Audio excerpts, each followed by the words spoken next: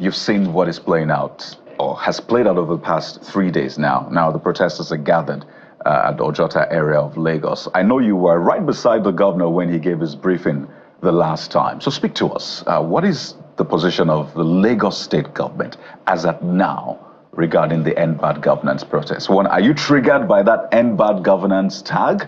Do you feel like it's targeted at you and your general position on how far it is going?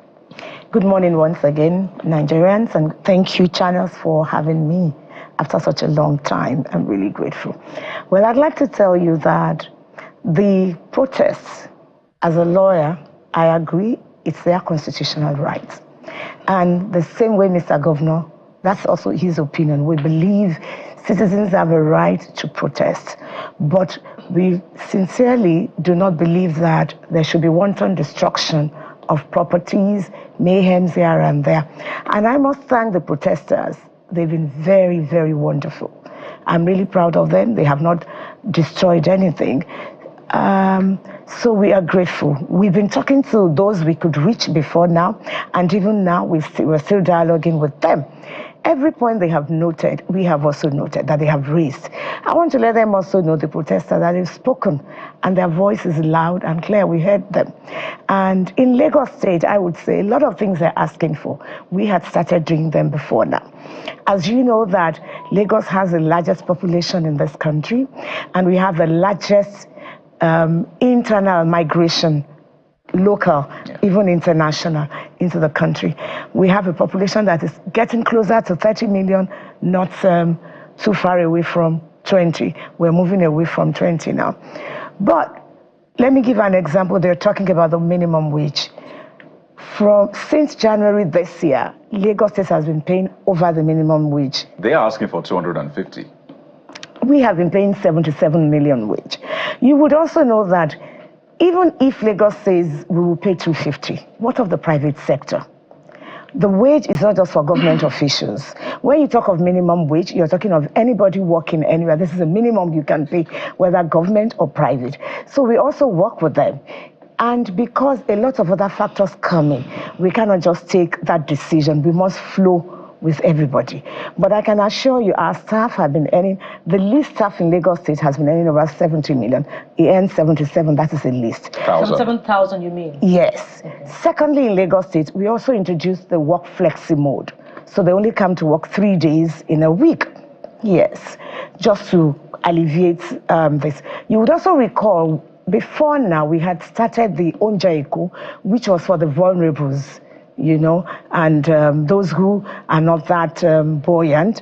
I can tell you that over 1 million households have been fed with the Onjaiko. What is the package like? Is it like a The package has a lot of basic amenities. We have 1 bottle of nourishment for children. We have noodles for them, a lot of things, anything you can eat.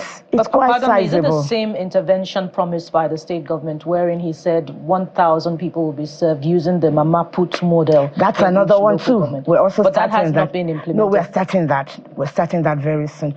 Lagos State is also, apart from the Onjaiko, we also have in the agric area, we're also looking at how to boost our agriculture so that we can actually feed more people.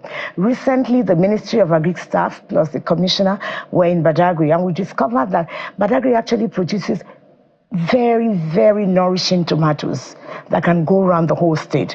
So Mr. Governor had directed that we work hand in hand with the farmers, empower them, give them capacity, how to transport into Lagos, make sure these tomatoes are well preserved, and all the things that will make everybody comfortable. So in the area of food production, I can tell you that we're doing a lot to make sure that people are comfortable, because you know that food is also security. And when people are hungry, naturally, they are angry, and we don't want. I mean, in addition to what the Lagos state government has done, I think this is a good opportunity to ask, is Mr. Governor and the administration of Babajide Sanwo-Olu thinking of one low-hanging fruit that sometimes we realize politicians don't like to talk about? The area boys. The area boys are one of the reasons why food is expensive. When you transport food from one state to the other, at different points, if a recalcitrant policemen are not collecting, the area boys are not collecting. If the area boys are not collecting, the recalcitrant police are collecting. You drop your load in the market, you have to pay. You're asking yourself, what service exactly are these people offering? So at the end of the day, as a businessman, you factor all that into your cost, and it will push prices. Will the government be brave enough to address that once and for all?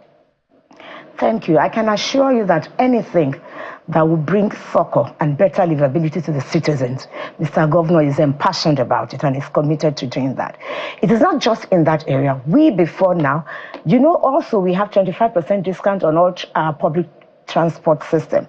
There's a 25% discount. And we had to talk to these so-called area boys, the good boys of Lagos State. That's how we couch them now, because the name matters. When you call them the good boys, they try to be good as well. We're also talking to them in so many other areas, even in this one you're talking about. When I was talking about the tomatoes being produced in Badagry, we're aware that even bringing them into Lagos would also face this kind of challenges.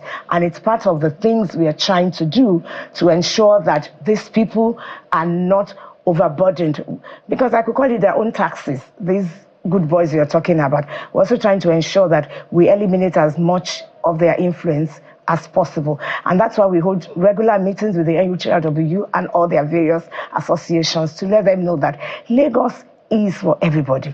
This is a city that there is no single Nigerian today that does not, if he has not been to Lagos, either has a relation in Lagos, or he has heard about Lagos, or he knows somebody going to Lagos. So we know that being this kind of city, which is a potpourri of Nigeria, we need to have policies that will make everybody comfortable.